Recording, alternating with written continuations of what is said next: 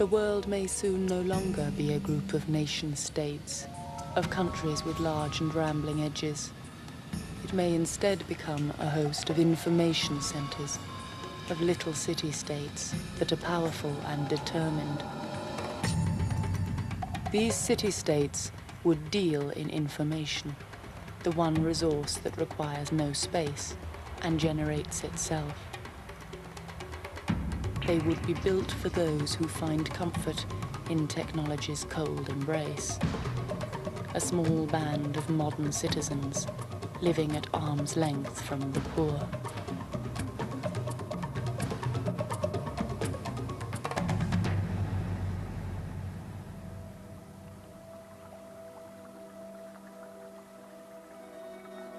If the future looks like anything, it looks like Singapore. This is the technological city-state, the 21st century fortress town.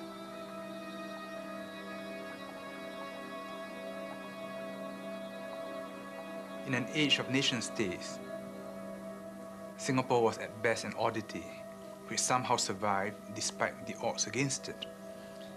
But the world is changing in a very profound and a very dramatic way. And curiously, it harkens back to, let us say, Europe before the age of nation-states, when you had many cities and principalities, all linked to one another by a network, but each retaining its own identity and some control over its immediate circumstances. And the world is becoming like that.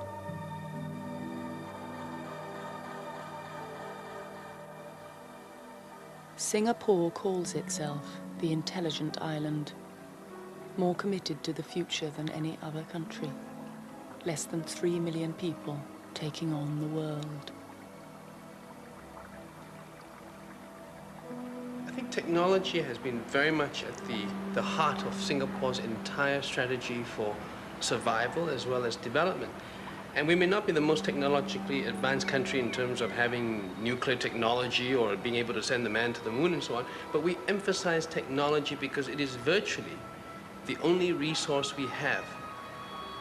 And because Singapore is a city-state, we have an opportunity to make this a microcosm for what other cities in the world could become in the future. There are no homeless, there are no poor. There are no unemployed. The information highway flows right through, and everyone has a role. We envisage that within the next 10 years, we would have an advanced national information infrastructure, which will comprise high-speed wired and wireless communication links that will connect up virtually every home, every office, factories, schools, libraries, and people on the move. Your attention please. Passengers are reminded that it's an offense to smoke, eat or drink in MRT stations and trains. The offense carries a maximum fine of $500. Please help us to keep the MRT stations and trains safe, clean and comfortable. Thank you for your cooperation. This is the city as machine, and everything within it, from the people to the hardware, only has one function: to make the engine purr, to keep it racing forward.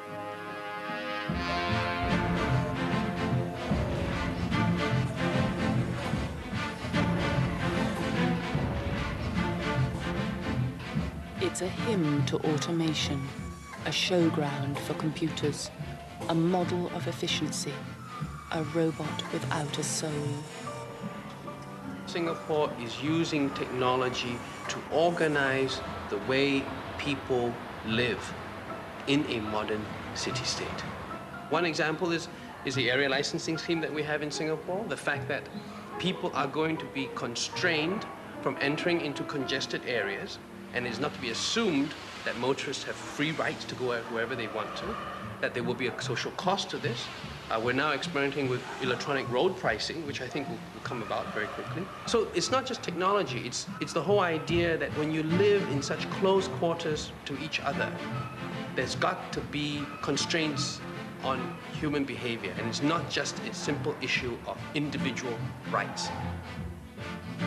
In the societies of the future, in the cities of the future, I do not think it is possible that you can have absolute freedom.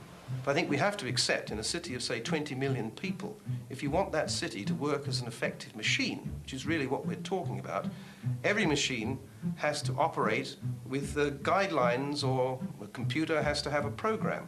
I think we're going to have to accept in the future that people will have to be programmed a bit more if society is to be successful.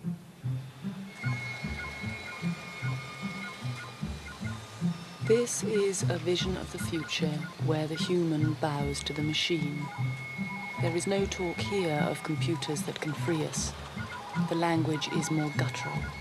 It is the sound of global business. This is our most advanced factory to do this operation in terms of infrastructure and equipment. We have satellite links to Europe.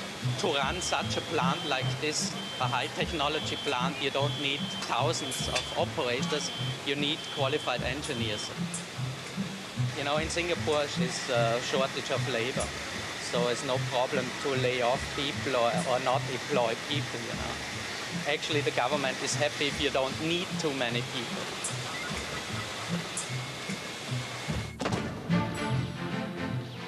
In a country where there is too much work, there is a need for foreign labor. So every day, there's a steady flow, carefully controlled, of migrants brought to do menial tasks and then, ungraciously, sent home. Well, the greatest advantage in being a city-state is that we are able to maintain some control over the movement of peoples. If you go to most countries in the third world, cities are ballooning in a very nasty and unpleasant way. The urban drift is unstoppable, which means you cannot solve problems of crime, of drug addiction, traffic jams, prostitution, and so on.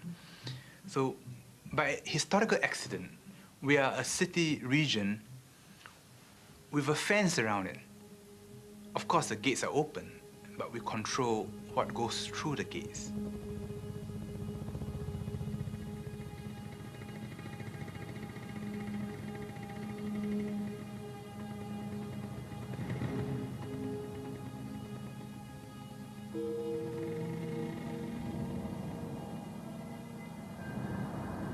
In Singapore, they have embraced the future, but they are not starry-eyed.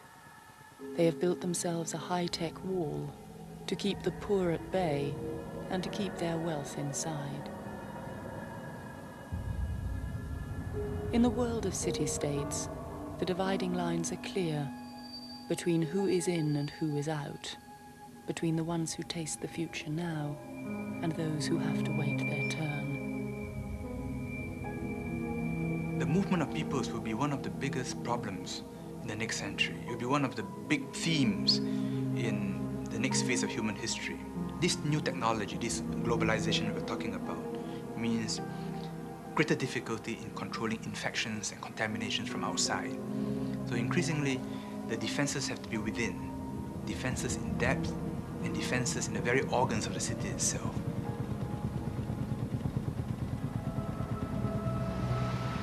Singapore can offer some insights into how these challenges can be responded to in the next century. Not so much Singapore in itself as a unique case, but Singapore as one of many cities in East Asia, all conducting their own social experiments, if you can put it that way, in how to organize society, in how to optimize their economic advantages in the face of these new technologies. The way to the future is not the past, and I don't think that existing methods of constructing democracy or socialism would serve us well in the years to come.